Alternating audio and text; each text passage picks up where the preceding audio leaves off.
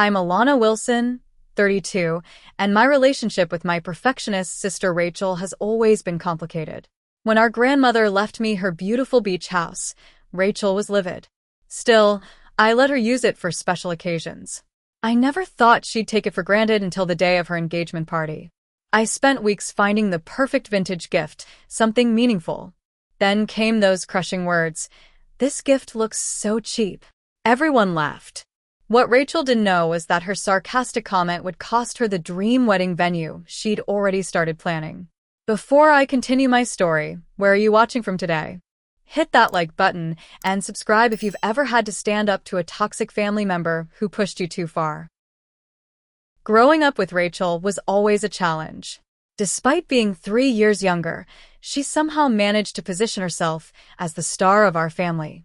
While I was the quiet, bookish sister with an appreciation for history and antiques, Rachel was the social butterfly who excelled at everything she touched. At least, that's how she portrayed herself. Our childhood home in Connecticut was spacious enough for two sisters, but Rachel always found ways to encroach on my space. My toys would mysteriously break. My art projects would somehow get spilled on just before school presentations. And whenever relatives visited, Rachel would perform her latest dance routine or piano piece, effectively stealing any attention that might have come my way. Rachel's just naturally gifted, our mother Eleanor would say with pride. Dad, Frank, was more perceptive. Alana has her own special talents, he'd counter, but his quiet support was often drowned out by Rachel's constant need for validation. The pattern continued through high school. I earned straight A's through dedicated studying, while Rachel managed to charm her teachers into overlooking late assignments. I saved up for college by working weekends at the local bookstore, while Rachel received a new car for her 16th birthday after a tearful argument about needing independence. The one person who truly saw me was our grandmother, Elizabeth. She lived in a stunning Victorian-era beach house in Cape Cod, a place that had been in our family for generations. During summer visits, while Rachel complained about the lack of shopping malls and begged to return home, grandmother and I would walk the shoreline collecting shells and sea glass. In the evenings, we'd sit in her study surrounded by beautiful antiques, each with its own story. "These objects of souls, Alana," she'd tell me, holding up a delicate porcelain figurine or a tarnished silver brush. "They've witnessed history, held secrets, brought joy. Modern things don't have that depth." The beach house itself was magnificent, a 3-story Victorian with wraparound porches, stained glass windows, and a widow's walk overlooking the Atlantic. Built in 1892, it had weathered countless storms while maintaining its elegant dignity. The interior featured original hardwood floors, a grand staircase, 5 bedrooms, and my favorite room, the library with floor-to-ceiling bookshelves and a window seat where I'd spend hours reading. When grandmother passed away 5 years ago, the family gathered for the reading of her will. Rachel had spent the previous week telling everyone how she planned to update the beach house once it was hers, ripping out the old-fashioned woodwork and creating an Instagrammable modern beach retreat. The shock on her face when the lawyer announced that grandmother had left the house to me was something I'll never forget.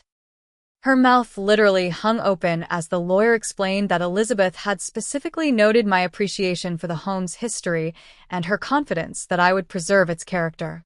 "There must be some mistake," Rachel had said, looking to our parents for support. Mom appeared equally surprised, but Dad simply nodded, as if he'd expected this outcome all along. In the months that followed, Rachel cycled through various emotions: disbelief, anger, bargaining. She offered to buy the house from me, at a family discount, of course. When I declined, she suggested we co-own it, with her having primary usage rights. Again, I refused. "You never even cared about that old house until it wasn't yours," I finally told her during one particularly heated discussion. Despite her attempts to claim what wasn't hers, I remained generous. I invited Rachel to use the beach house for special occasions. I maintained it carefully, preserving its historical features while making necessary updates to the plumbing and electrical systems. I even created a family calendar where relatives could request time at the house, something grandmother had never allowed. Then Rachel met Marcus Blackwood, charming, ambitious, and from a family with significant wealth in pharmaceuticals. Their relationship progressed at warp speed, from first date to engagement in just 6 months. Marcus was nice enough, but something about his polished demeanor felt rehearsed, like he was constantly performing. 2 weeks after their engagement, Rachel called me, her voice bubbling with excitement. "Alana, I need the beach house for Memorial Day weekend next year. We're getting married. Not, may I please use the beach house? Or would you consider letting us have our wedding there?" Just an assumption, a demand disguised as an announcement. Still, it was her wedding. Despite our differences, she was my sister. I agreed, even offering to help with preparations. "Perfect," she exclaimed. "I knew you'd say yes. Marcus's family is flying in from Europe, and I've already told them about the historical significance of the venue. They're very impressed." At that moment, I should have recognized the red flag. Rachel hadn't asked. She'd already been planning, already promoting her beach house to her future in-laws. But I pushed aside my concerns, choosing instead to focus on being a supportive sister. Little did I know that this pattern of entitlement was about to reach its breaking point, setting in motion a chain of events that would permanently alter our relationship. When Rachel first announced her engagement to Marcus, I genuinely felt happy for her. Despite our complicated history, she was still my sister, and I wanted her to find happiness. The engagement party was scheduled for 3 months after their announcement, giving me plenty of time to find the perfect gift. "It needs to be special," I told my best friend Leah over coffee. "Something that shows I care, despite everything." "Just don't go overboard," Leah cautioned. "Remember the designer purse you got her for Christmas that she accidentally left at a restaurant?" I winced at the memory. Rachel had casually mentioned losing the bag, only to be photographed with it at a New Year's party weeks later. When confronted, she claimed it had been miraculously found but never thanked me again. Nevertheless, I was determined to find something meaningful for this important occasion.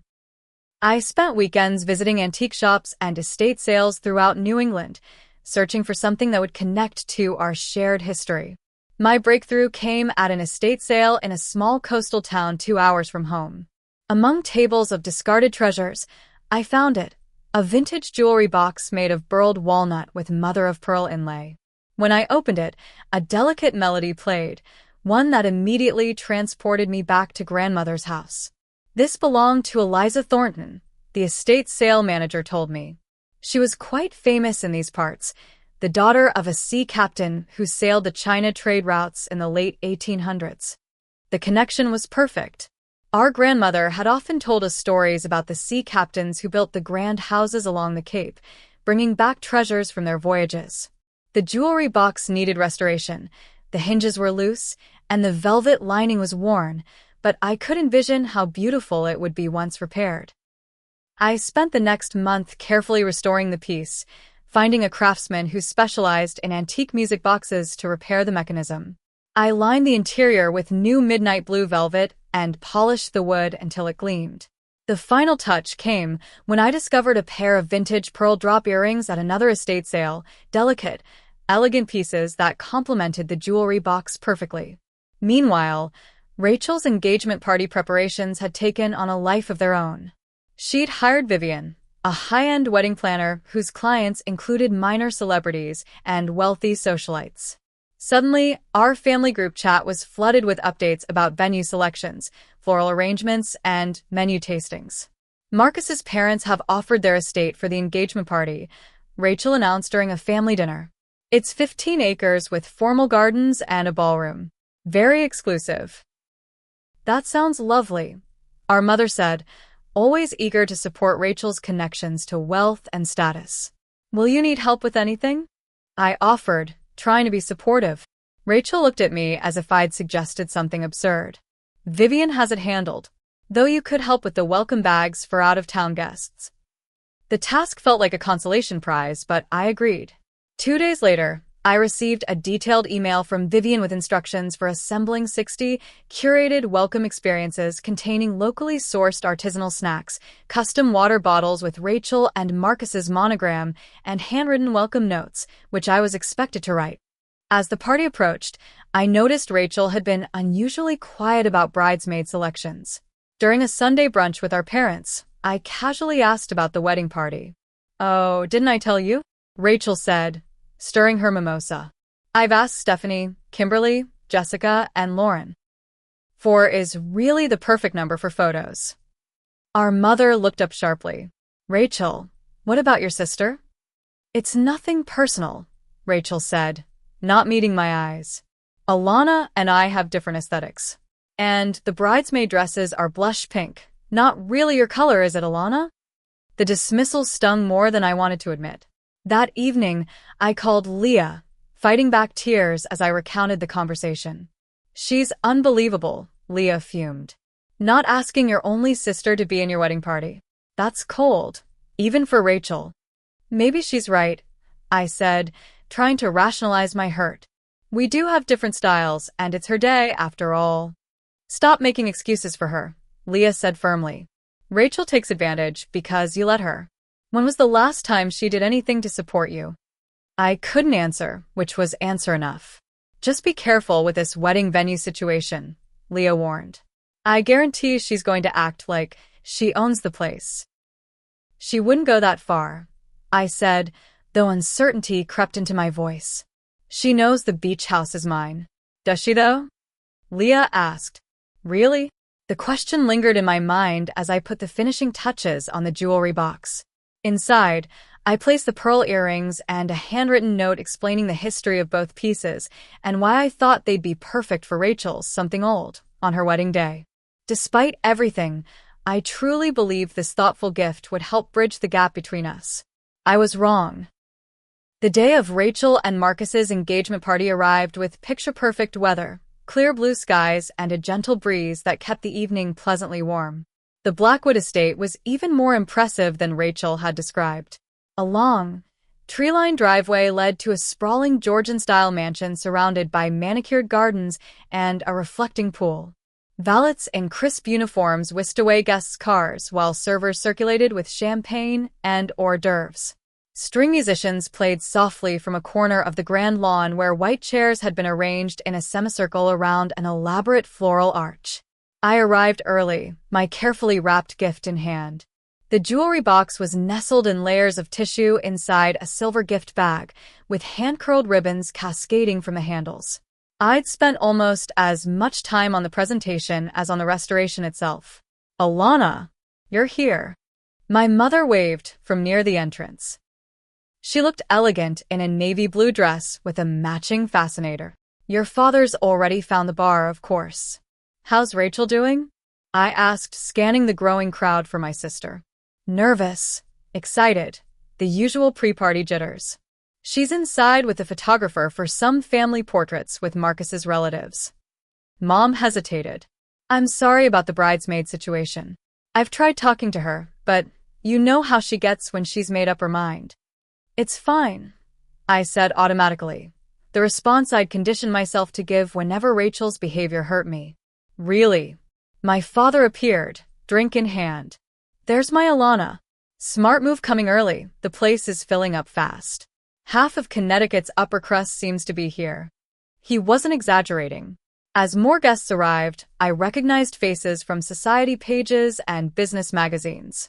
Marcus's pharmaceutical family connections clearly extended into political and financial circles as well.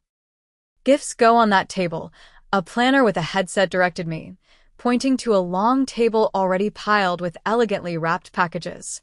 Most were considerably larger than mine, and I felt a momentary pang of doubt about my choice. But then I remembered the thought and care I'd put into the jewelry box. Size didn't matter, meaning did. Finally, Rachel made her appearance, descending the mansion's grand staircase on Marcus's arm. She looked stunning in a white cocktail dress with subtle beading that caught the light with every movement. Her dark hair was swept into an intricate updo, and diamonds glittered at her ears and throat, clearly new additions from Marcus. "Everyone, thank you for coming," she called out, her voice carrying across the lawn. "Marcus and I are so touched by your support as we begin this journey together." The crowd applauded, and Rachel basked in the attention. Eventually, she made her way through the guests, accepting congratulations and posing for photos. When she reached me, her smile remained fixed, but something in her eyes shifted. "You made it," she said, air kissing near my cheek. "That's interesting what you're wearing." I glanced down at my emerald green dress, simple but elegant, and one I'd specifically chosen to complement Rachel's style without competing with the bride-to-be. "Thanks," I said, refusing to take the bait. "You look beautiful, Rachel." "Truly." "Don't I?" she agreed, then lowered her voice. "Marcus's mother arranged for the loan of these earrings from their family jeweler. 18 carats total. They're insured for more than your car." Before I could respond, she was whisked away by Marcus to greet new arrivals. I retreated to a quiet corner of the garden, wondering why I'd expected today to be any different. As the evening progressed, dinner was served in a massive tent decorated with thousands of fairy lights and cascading white orchids. I was seated at a table with distant relatives and a couple of Marcus's colleagues who seemed more interested in networking than conversation. After the meal came the moment I'd been dreading: the gift presentation. In the center of the tent, 2 ornate chairs had been positioned for Rachel and Marcus, creating a stage-like setting for them to open selected presents. "We won't bore you with opening everything tonight," Rachel announced with a laugh. "But we've chosen a few special gifts to share with you all." Vivian began bringing forward packages, primarily from Marcus's family and their closest friends. There was a crystal vase from Tiffany, a weekend getaway to Martha's Vineyard, and a commissioned painting of the couple based on their engagement photo. I watched nervously as my silver bag was eventually placed in Rachel's hands. She looked at it with a slightly puzzled expression, clearly not recognizing it as mine. "This one's from Alana, your sister," Vivian announced, loud enough for everyone to hear. Rachel smiled tightly and began removing the tissue paper. When she lifted out the restored jewelry box, there was a moment, just a flash, when genuine appreciation seemed to cross her face. She ran her fingers over the inlaid pearl design and opened the lid, releasing the delicate melody. Then she looked up, scanning the crowd until she found me. Something changed in her expression, a hardening around the eyes. "How quaint," she said, her voice carrying in the sudden quiet. "An old box." My stomach dropped. I'd included a note explaining the historical significance and the connection to our grandmother's stories, but Rachel set it aside without reading it. Marcus peered at the jewelry box. "It looks antique." "Yes, that's the point," I called out, my voice sounding strained even to my own ears. "It's from the estate of a sea captain's daughter, like the stories grandmother used to tell us, Rachel."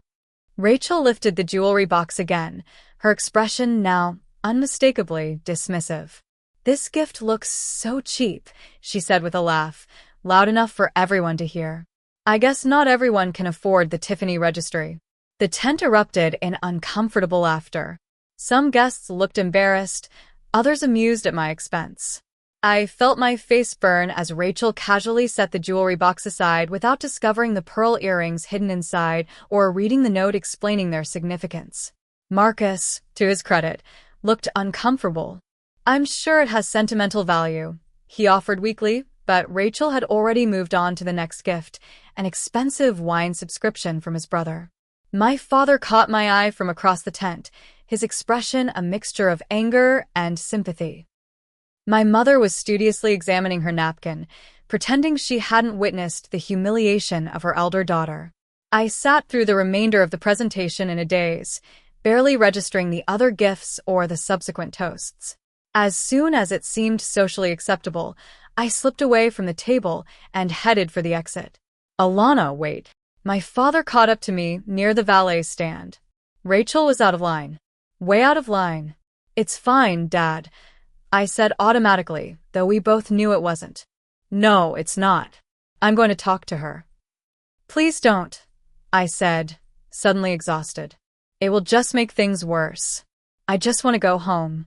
He hesitated, then handed me his handkerchief. Only then did I realize I was crying. "She doesn't deserve that beach house wedding," he said quietly. "Your grandmother would be horrified by how she's behaving." I nodded, unable to speak. After retrieving my car, I drove straight to the one place I knew I could find solace, the beach house. It was a 2-hour drive, but I needed to be surrounded by the walls that had witnessed generations of my family, the space where I'd always felt most connected to the grandmother who had truly seen and valued me. As I drove through the night, Rachel's mocking words echoed in my mind. "This gift looks so cheap."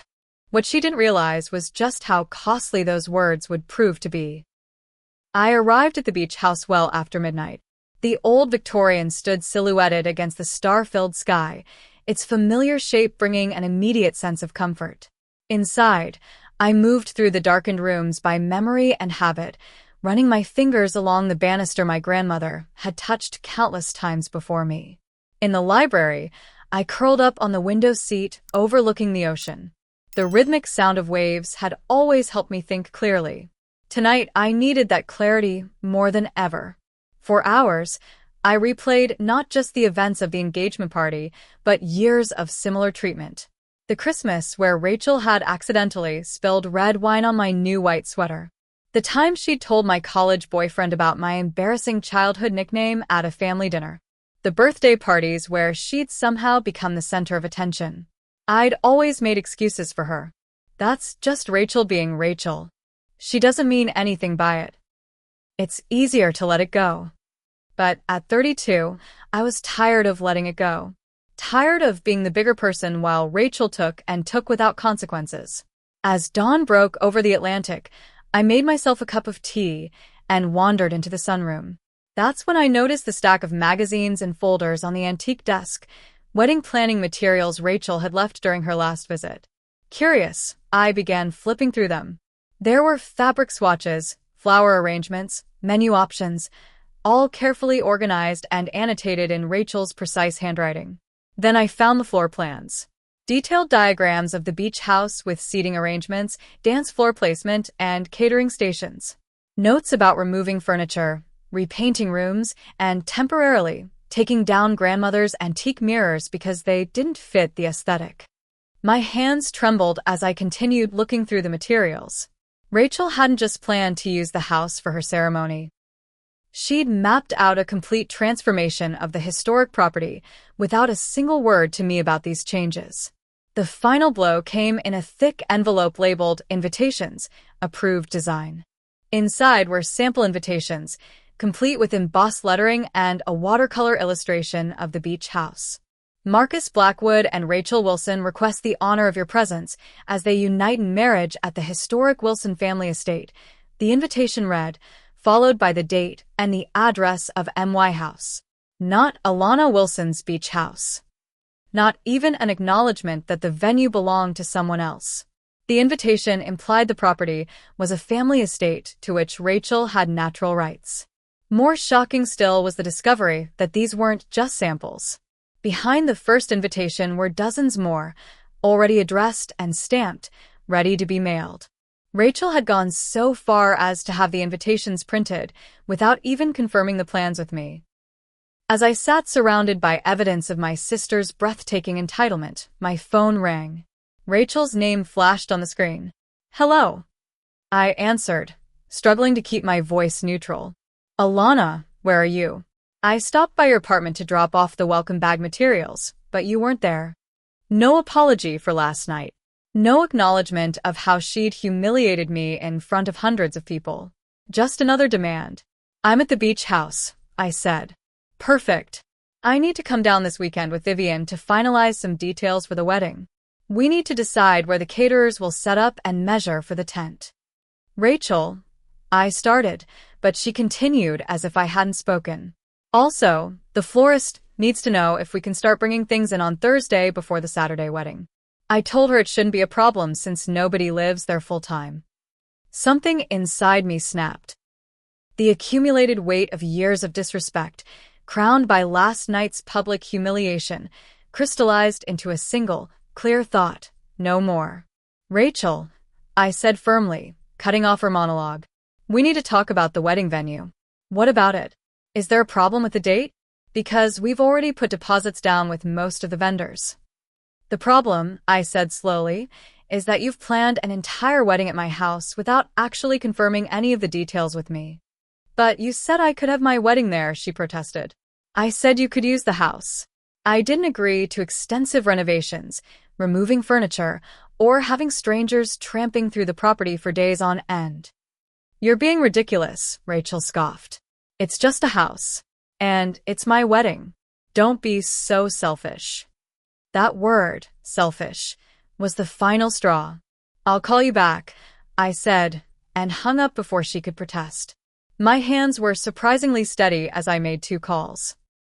The first was to Gregory Pearson, the family lawyer who had handled grandmother's estate. I'd like to discuss selling the beach house, I told him after explaining the situation. What would be involved? The property is entirely in your name, he confirmed. You're free to sell it whenever and to whomever you choose. Given its historical significance and prime location, I'd expect considerable interest. My second call was to Marion Foster, a real estate agent specializing in historic properties along the Cape. I can have a market analysis to you by this afternoon, she said enthusiastically after I described the house. Properties like yours rarely come on the market. If you're serious about selling, I'd recommend a limited listing period to create urgency among buyers. By that evening, I had made my decision. Marion's analysis had confirmed what I suspected. The beach house was worth considerably more than I'd realized, especially with the recent surge in demand for coastal properties. We could list it as an exclusive offering, Marion suggested. Give serious buyers a 3-day window to submit their best offers. With the provenance and condition of the property, I wouldn't be surprised if we saw offers well above asking. 2 days later, the house was officially on the market. Marion arranged for professional photographs that captured the property's historic charm and ocean views. The listing described it as a rare opportunity to own a piece of Cape Cod history, a meticulously preserved Victorian beach house that has been in the same family since its construction in 1892. Within hours, Marion's phone was ringing constantly with inquiries. By the end of the first day, we had scheduled viewings with 10 serious buyers, including a historian who had written books about Cape Cod's architectural heritage and a tech executive looking for a summer retreat. Rachel called repeatedly during this time, leaving increasingly angry voicemails about wedding plans. I let them all go to voicemail, needing time to process my decision before confronting her. On the 3rd day, as promised, the offers came in. 5 were above asking price, with the top 2 in a class of their own. The highest offer came from the tech executive, a cash offer with a quick closing timeline and minimal contingencies. He's willing to close in 3 weeks, Marion told me. It's an exceptional offer, Alana. That evening, I signed the acceptance papers.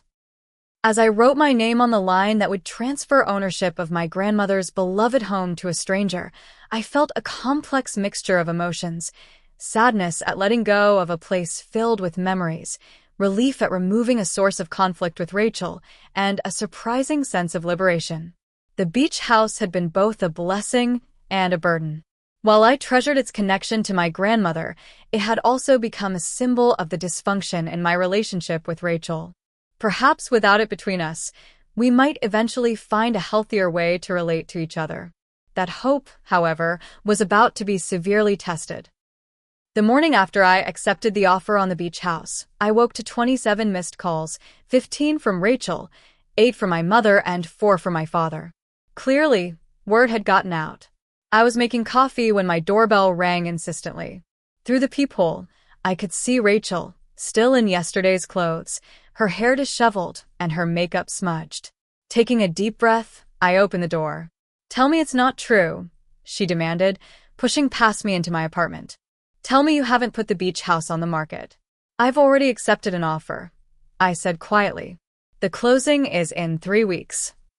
Rachel froze, her face cycling through expressions: disbelief, rage, panic. "You can't do this," she finally sputtered. "My wedding is in 2 months. The invitations are already printed." "Invitations you had printed without confirming any details with me," I pointed out. "Invitations that describe my house as the Wilson family estate, as if you have some ownership claim to it." "It is a family estate." "No, Rachel. It was grandmother's house, which she specifically left to me. Not to the family. Not to you. To me. So this is revenge? She asked, her voice rising. Because I didn't like your tacky little gift? You're ruining my wedding over a stupid comment. I felt a strange calm settle over me. This isn't about the gift, though that was certainly illuminating. This is about years of you taking advantage of my generosity and treating me with disrespect. I can't believe how selfish you're being, Rachel said, reverting to her favorite accusation. Do you have any idea how this makes me look? I've told Marcus's entire family about our historic family property. That was your choice, I said firmly. You chose to make promises about something that wasn't yours to give. Rachel's phone rang, Marcus calling. She answered immediately, turning away from me. She's selling it, she said into the phone, her voice breaking. Yes, she can do that. It's legally hers. A pause. I don't know where we'll have it now. All the good venues are booked solid through next year. While Rachel paced and argued with Marcus, my own phone buzzed with a text from our father. I'm proud of you for standing up for yourself. Call me when you can. The support, even from just one parent, bolstered my resolve. Rachel ended her call and turned to me, her expression now calculating. How much? How much what? How much for the house? I'll buy it from you. Marcus and I were planning to buy a summer home eventually anyway. I shook my head. It's not for sale to you, Rachel.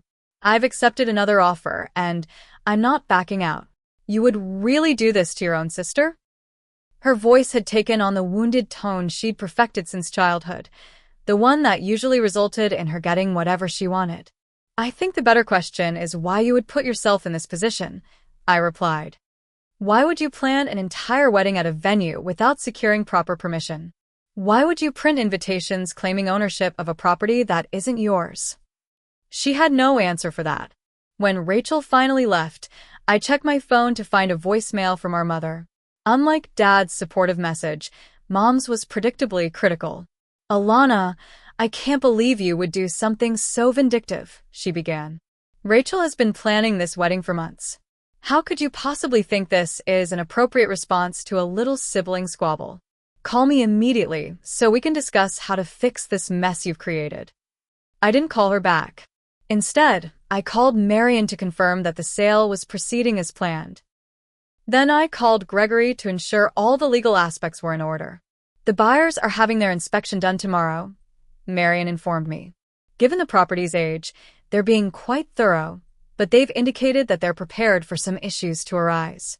They're more concerned with the structural integrity than cosmetic matters.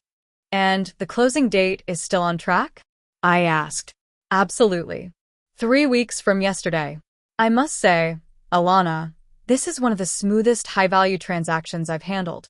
Having a cash buyer eliminates many of the usual complications. Over the next week, the pressure intensified. Extended family members began calling, most taking Rachel's side after hearing her version of events. Cousins I hadn't spoken to in years suddenly had strong opinions about my obligation to family. My mother continued leaving increasingly guilt-laden messages, while my father ran interference where he could. Then came the call from Marcus himself.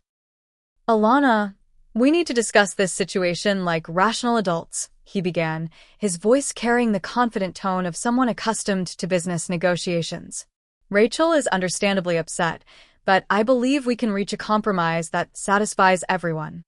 I'm listening, I said, though I had already decided there would be no compromise. We've invested considerably in planning this wedding, he continued. Deposits with vendors, custom invitations, flight arrangements for guests coming from Europe. The financial loss would be substantial. I understand that's frustrating, I acknowledged. But that was a risk you and Rachel took by planning so extensively without confirmation. What if we rented the property, he proposed. Name your price for a weekend rental. We'll ensure everything is returned to its original condition. The offer was tempting, a way to potentially resolve the conflict while still making my point.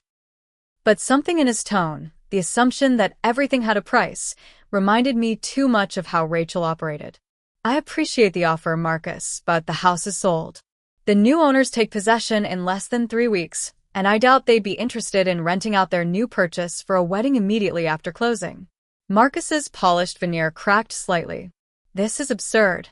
You're punishing Rachel for a momentary lapse in judgment. Is that really the kind of sister you want to be? I've been a supportive sister for 32 years, I replied. This isn't about one moment. It's about a pattern. I'm sorry the wedding plans are affected, but that responsibility lies with Rachel, not me. After ending the call with Marcus, I drove to the beach house for what would likely be one of my final visits. The property inspection had been completed successfully, with only minor issues identified. The sale was proceeding exactly as planned. As I walked through the rooms, touching the familiar woodwork and gazing out at the ocean views, I felt a bittersweet mixture of sadness and resolution. I would miss this place tremendously, but I also recognized that sometimes letting go is necessary for growth. In the library, I carefully selected several books that had special meaning, volumes my grandmother and I had read together, first editions she had collected over the years. These, at least, would stay with me, tangible connections to the woman who had seen my worth when others didn't. As the closing date approached, the family division deepened. My father visited me for dinner, bringing a bottle of wine and a supportive ear. Your grandmother would understand, he assured me. She valued self-respect above all else. That's why she left you the house. She knew you respected its history and yourself. I still feel guilty sometimes, I admitted. Not about Rachel's wedding, but about selling grandmother's house. Elizabeth loved that house, Dad acknowledged, but she loved you more. She wouldn't want it to be a source of pain for you. The day before closing, I made one final visit to the beach house. I walked through each room, saying goodbye to the space that had been my sanctuary. In the master bedroom, I opened the antique jewelry box that had been my grandmother's, not the one I'd given Rachel, but a similar piece that had always sat on the dresser. Inside was a note I hadn't noticed before, written in my grandmother's elegant script. Dearest Alana, remember that houses are just structures. It's the memories we create within them that matter. Whatever you choose to do with this place, know that I trust your judgment completely. Your strength lies in your kindness, but never let that kindness become a weakness others exploit. With all my love, Grandmother. As if she had somehow foreseen this very situation, her words gave me the final reassurance I needed. The next day, I signed the papers transferring ownership of the beach house to its new caretakers, turning the page on one chapter of my life and beginning another. The sale of the beach house closed exactly 3 weeks after I accepted the offer, exactly 1 month before Rachel's planned wedding date.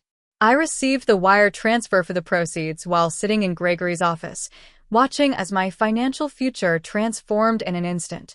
The amount was substantial enough to pay off my remaining student loans, make a down payment on a modest house of my own, and still have a comfortable emergency fund. Congratulations, Gregory said, shaking my hand. Your grandmother would be pleased to see her legacy providing for your future. I nodded, unable to speak past the lump in my throat. Despite my certainty that I'd made the right decision, the finality of the sale hit me hard. As I left his office, my phone rang, Rachel again. I had been avoiding her calls for days, but I knew I couldn't put off the conversation forever. Hello, Rachel. Is it done? She asked, her voice hollow. Yes. The closing was this morning. The silence stretched between us, heavy with unspoken accusations. I hope you're satisfied, she finally said. You've completely destroyed my wedding plans. Rachel, No, save it. I don't want to hear whatever justification you've come up with. I have to figure out how to salvage what's left of my wedding. Marcus is furious. Before I could respond, she hung up. I stood on the sidewalk outside Gregory's office, feeling the weight of her anger and my own conflicted emotions. Later that day, I received a text from my father. Rachel and Marcus are at the beach house trying to convince the new owners to host the wedding. It's not going well. I winced, imagining the scene. The new owners, James and Eleanor Chen, were a professional couple in their 40s who had purchased the property as a family retreat. During our limited interactions, they had struck me as kind but firm people who valued privacy. I couldn't imagine them agreeing to host a wedding for strangers immediately after taking possession of their new home. My suspicion was confirmed the following day when my mother called, actually crying. "The new owners refused," she sobbed. "Rachel is beside herself. They're planning extensive renovations and won't delay them even for a day. Now we have no venue. Most places are booked solid, and guests are arriving from overseas in less than a month." I felt a twinge of sympathy, quickly followed by frustration at my mother's implication that this was somehow my fault rather than the consequence of Rachel's presumptuous planning. "Mom, Rachel created this situation," I said gently. "She made promises about a property that wasn't hers to give. But you're her sister. You knew how important this was to her. And she knew the house belonged to me. Yet, she printed invitations claiming it as a family estate and planned renovations without even discussing them with me." My mother's sobs quieted. "What renovations?" I explained what I discovered in Rachel's planning materials: the removal of furniture, repainting of rooms, and temporary changes to the historic features of the house. "Oh," she said softly. "I didn't know about that." The conversation ended awkwardly, with neither of us sure where to go from there. But something had shifted. My mother's blind support of Rachel had cracked, if only slightly. Over the next week, chaos ensued as Rachel and Marcus scrambled to find an alternative venue. According to my father, they looked at hotel ballrooms, country clubs, and even public parks, but nothing matched the beach house's charm or availability. "Marcus's family is getting restless," Dad reported during one of our daily calls. His mother had been telling all her friends about the historic beach wedding, and now she's embarrassed about the change. Then came the news that truly surprised me. Leah, who had a distant connection to one of Marcus's groomsmen, called with insider information. "Marcus is pulling back," she told me. "Apparently, this whole venue disaster has made him question Rachel's honesty. She told his family she owned the beach house, not that it belonged to her sister, who was generously allowing them to use it." "She what?" I gasped, though I shouldn't have been shocked by Rachel's deception. "His parents invested a lot in this wedding already," Leah continued. "They're not happy about being misled. Marcus is starting to see some red flags." 3 weeks before the planned wedding date, it happened. Every guest received the same text message. "Due to unforeseen legal complications with our venue, the wedding of Rachel Wilson and Marcus Blackwood has been postponed indefinitely. We apologize for any inconvenience and will be in touch with further details when available." My father called immediately after. "Did you see the text?" "Yes," I said. "What legal complications is she talking about?" "It's just a face-saving excuse," he explained. "The truth is worse. Marcus called off the engagement yesterday." I sat down, genuinely shocked. "He broke up with her? Over the venue?" "Not exactly. According to your mother, who heard it directly from Rachel, the venue situation led to other revelations. Once Marcus realized Rachel had lied about owning the beach house, he started questioning other things.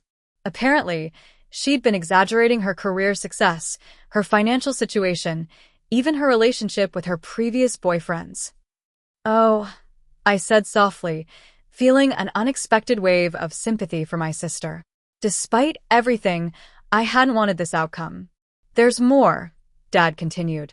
"Rachel told Marcus's parents that she'd offered to buy the beach house from you multiple times, but you'd refused out of spite. When Marcus asked to see proof of these offers, bank statements showing she had the funds, email records of the negotiations, she couldn't produce anything. The fabrication was so typical of Rachel that I almost laughed, despite the seriousness of the situation."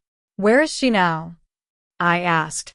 "At your mother's, not taking calls from anyone except immediate family. She's devastated, Alana. I know she brought this on herself. But she's still our daughter. I finished for him." "I understand." That evening, my mother called, a surprise, given how strained things had been between us. "Your sister needs you," she said without preamble. "I know you two have your differences, and I know Rachel can be difficult. But she's hit rock bottom, Alana. She's lost everything: her fiancé, her wedding, her reputation among friends. She can barely get out of bed. My first instinct was to point out that Rachel had created this situation herself, but I bit back the words. They wouldn't help anyone right now. What can I do? I asked instead.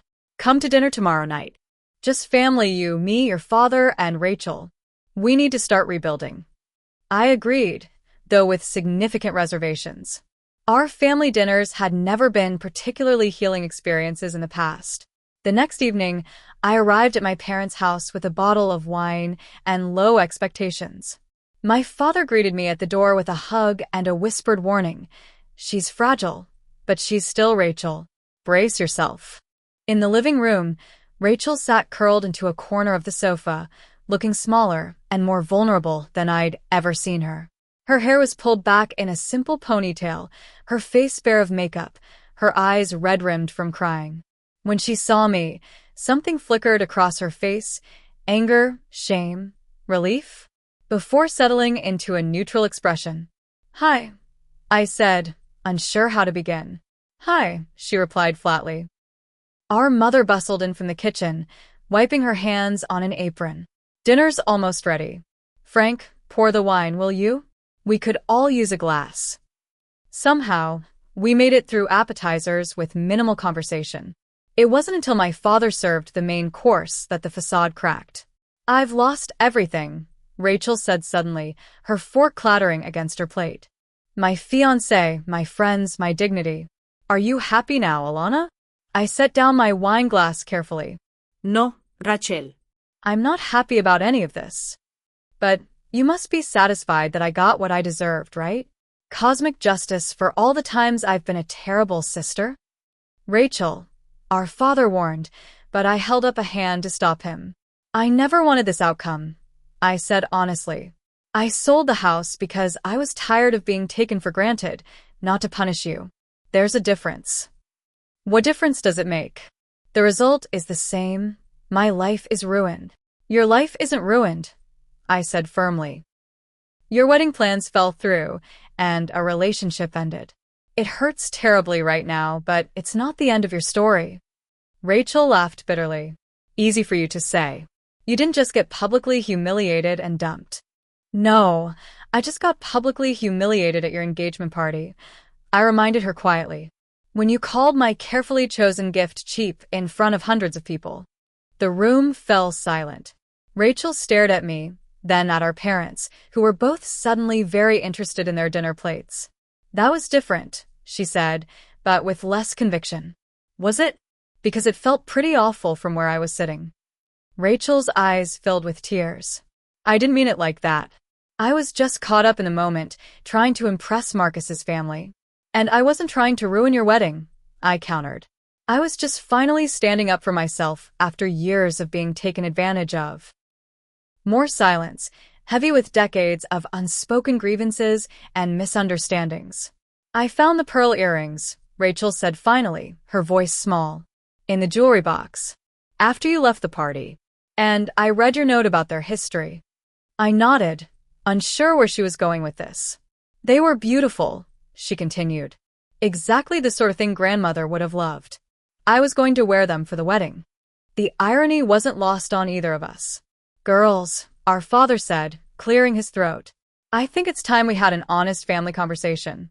One that's long overdue. And so began the most candid discussion our family had ever experienced about favoritism and resentment, about expectations and disappointments, about the patterns we'd all fallen into over the years.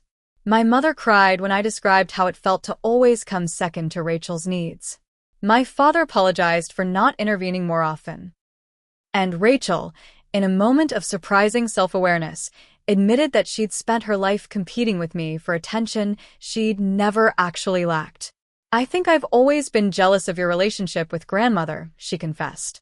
You two had something special that I couldn't access, so I tried to claim the material things she left behind instead.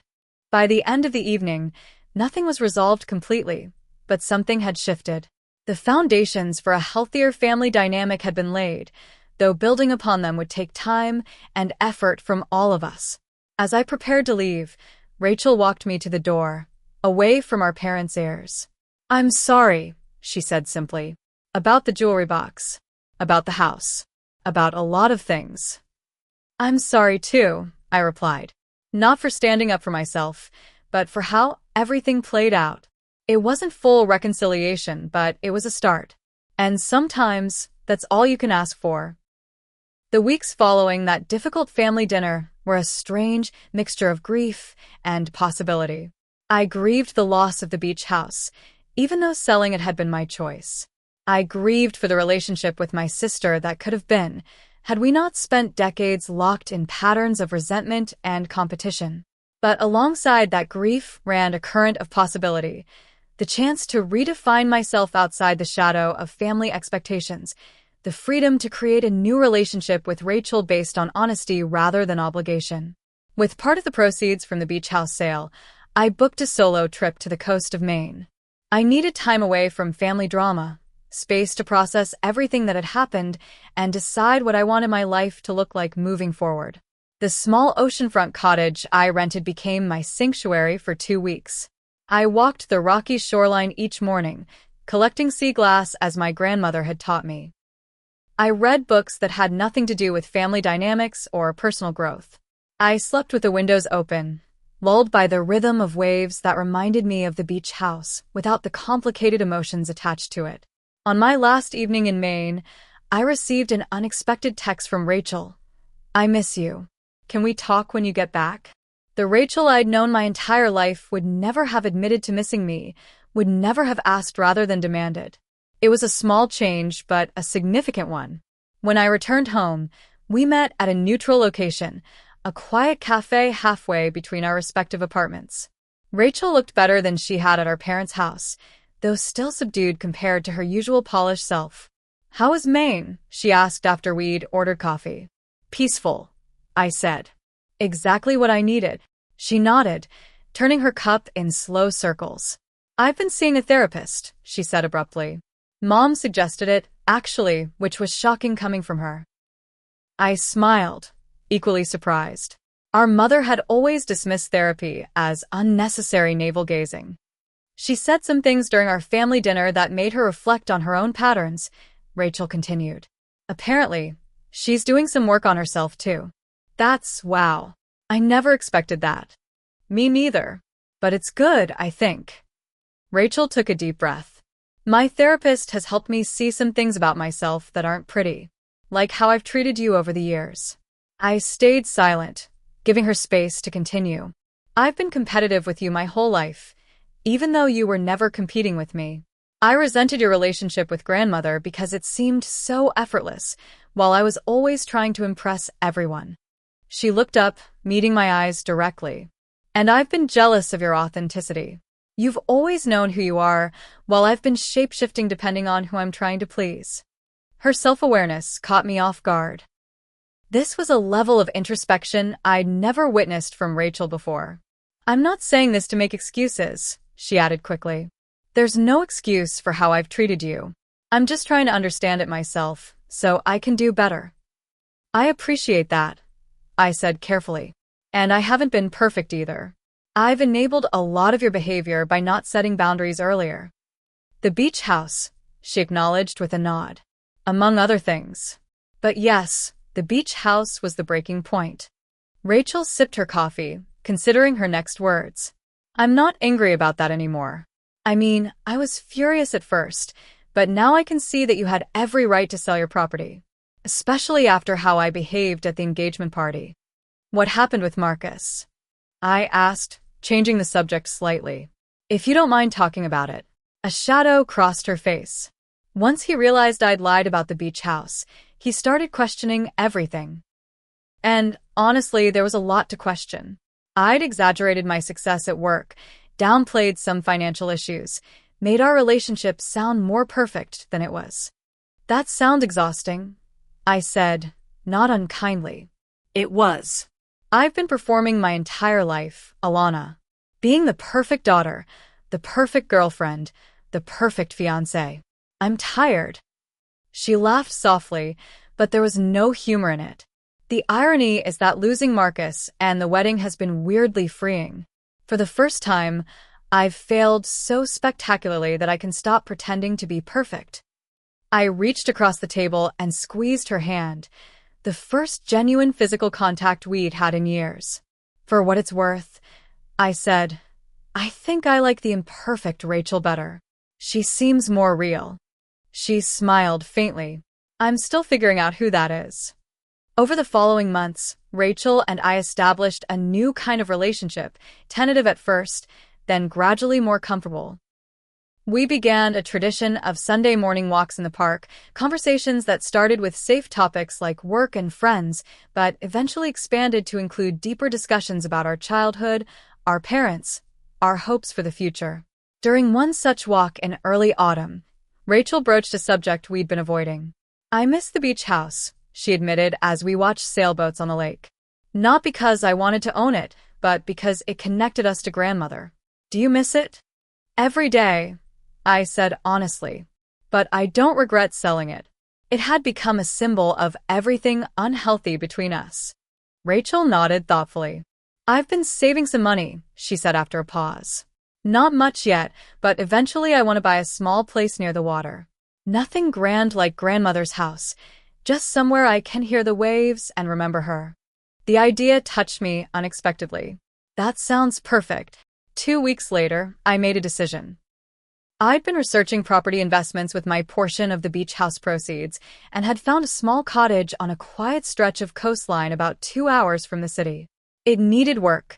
The roof leaked, the plumbing was questionable, and decades of sea air had weathered the exterior. But it had good bones and unmistakable charm. I brought Rachel to see it on a crisp October day. Her confusion was evident as we pulled up to the weathered structure. What is this place? She asked, looking from the cottage to me. It's a project, I said, leading her up the creaking steps to the porch. And potentially a peace offering. Inside, sunlight streamed through salt-crusted windows, illuminating worn floorboards and faded wallpaper. Despite its condition, the cottage had a welcoming feel, an inherent coziness that reminded me of certain corners of our grandmother's house. I bought it last week, I explained as Rachel wandered from room to room. It's nothing like grandmother's beach house. It's smaller, older, definitely rougher around the edges. But it's by the ocean, and it has potential. Rachel turned to me, confusion still evident in her expression. It's lovely, but I don't understand why you're showing me this. I took a deep breath. Because I'm giving you half ownership. If you want it. Her eyes widened. Alana, no. I can't accept that. After everything. It's not a gift, I clarified quickly. It's an investment in our relationship. We'll restore it together, make decisions together, share it equally. No more power imbalance, no more resentment. Just two sisters trying to build something new. Rachel was silent for so long that I began to worry I'd miscalculated badly. Then I noticed the tears tracking silently down her cheeks. You don't have to decide right now, I said, backpedaling slightly. It's a big commitment and… Yes, she interrupted, wiping her eyes. Yes, I want to do this. Not because it's property by the ocean, but because it's a chance to rebuild more than just a house. That day marked the beginning of a new chapter for us. The cottage renovation became a metaphor for our relationship, stripping away damaged layers, reinforcing weak foundations, preserving what was valuable while making space for something new. We argued about paint colors and fixture styles. We compromised on furniture and landscaping. We shared the physical labor of restoration, developing calluses and muscle aches alongside a growing mutual respect. By the following summer, the cottage transformation was well underway. On a warm June evening, our parents joined us for the first family dinner in our shared space. As we gathered on the porch watching the sunset over the water, my father raised his glass in a toast. To new beginnings, he said simply. Later, after our parents had left, Rachel and I sat side by side on the porch steps, listening to the rhythmic crash of waves against the shore. I never thanked you, Rachel said quietly. For the cottage? You don't need to. Not for the cottage. For standing up to me. For breaking the pattern we were stuck in. She turned to look at me, her expression earnest in the fading light. If you hadn't sold grandmother's house, we wouldn't be sitting here now. I wouldn't have been forced to face some hard truths about myself. I considered this. Sometimes the hardest gifts to receive are the ones we need most. Like a vintage jewelry box with a painful truth inside, she said with a small smile. Exactly like that. As night fell over our shared sanctuary, I reflected on the journey that had brought us here. The path had been painful, filled with hurt and misunderstanding, but it had led to something authentic and valuable, a relationship based on honesty rather than obligation, mutual respect rather than resentment. Standing up for myself had cost me a treasured inheritance, but had given me something far more precious, a sister who finally saw me as I truly was, and whom I could finally see clearly in return. Have you ever had to make a difficult choice that ultimately led to healing a relationship? Share your experiences in the comments below. Sometimes the hardest decisions lead to the most meaningful growth. If this story resonated with you, please hit that like button and subscribe for more reflections on family dynamics and personal boundaries. Thank you for being part of this journey, and remember, true inheritance isn't about property or possessions, but the healthy relationships we build and nurture.